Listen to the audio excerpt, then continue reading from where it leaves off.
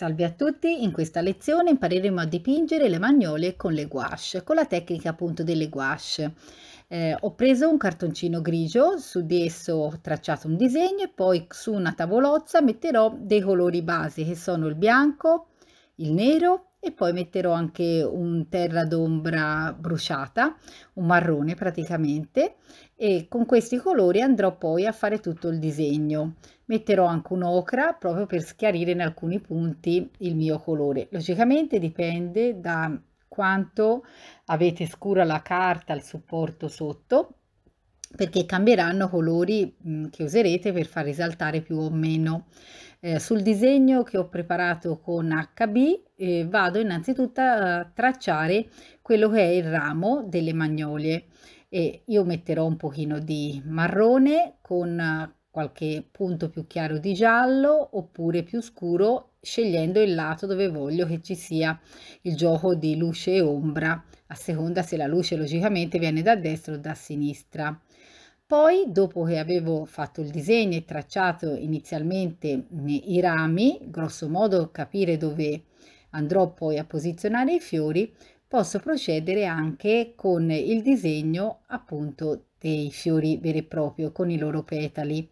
Logicamente anche io ora sto mettendo il colore sul ramo, uso sempre il colore che non è un tinta unita unica, ma ci sono tante tonalità di marrone, di nero, proprio perché mi si fondono già anche direttamente anche sul mio supporto questi toni diversi. Vedete, ora sto facendo delle foglie, anche le foglie non sono un colore piatto, ma sono giocati con tonalità diverse, combinando tra di loro i vari colori che ho scelto, il marrone, il terra d'ombra, appunto bruciata, un pochino di nero e così via. Lo stesso io dovrò fare anche quando andrò a tracciare i fiori, perché i fiori non sono né completamente bianchi né completamente grigi e io dovrò lavorare proprio su su questa modulazione del chiaroscuro.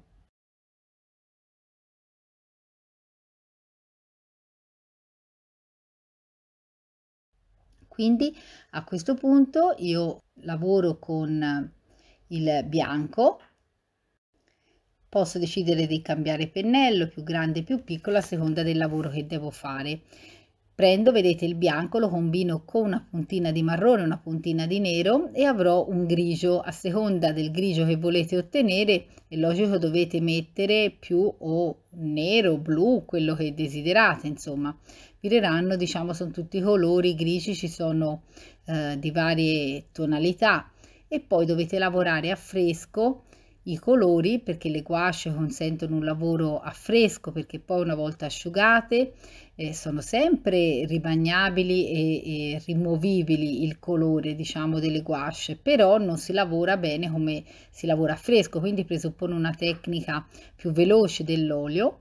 È una tecnica, come ho detto altre volte, utilissima anche per chi desidera lavorare in casa e quindi non andrà a utilizzare solventi come si usa per esempio invece con l'olio. È molto consigliata perché anche i bambini possono dipingere con le gouache come con le tempere. Qui sto lavorando petalo per petalo, vado a tracciare quelli che sono tutti i toni medi inizialmente e poi a fresco andrò ad aggiungere i chiari o gli scuri. Vedrete che poi questo lavoro di ritornare sopra lo rifarò anche una volta asciugato il primo strato, facendo praticamente altre velature. Già nella mia tavolozza, come avete potuto vedere, nella tavolozza di ceramica che ho, io vado già a distribuire il colore secondo varie gradazioni, vari toni, proprio perché non voglio trovarmi a dover avere un colore completamente piatto, ma già sulla tavolozza e poi intervengo nuovamente in questo caso su un cartoncino che ho scelto grigio, ma potete scegliere anche cartoncini di altri colori in base anche alle vostre esigenze, al vostro gusto. Se siete interessati ho fatto un video anche con i fiori di pesco e anche quello potete visionarlo perché è sempre con la tecnica delle gouache. Vi consiglio veramente di provare questa tecnica che è Tra l'altro dipingere fiori come queste con le gouache è anche molto rilassante, perché non è come dipingere un ritratto dove siamo per forza obbligati a mantenere delle proporzioni, delle forme. Qui, a parte fare i petali, diciamo, dei fiori che siano somiglianti all'originale, potete fare, se un fiore viene più grande, più piccolo, o nessuno vi dirà niente. Ecco, se mettete anche un ramo più in alto, più in basso, aggiungete una foglia in più rispetto a quello che faccio io, vedrete, anzi vi consentirà questa anche una grande libertà espressiva. E ora vedrete come appunto vado ritornando sopra, ripasso e ridettaglio sempre più il tutto, proprio per rendere il mio lavoro ancora più vero e realistico.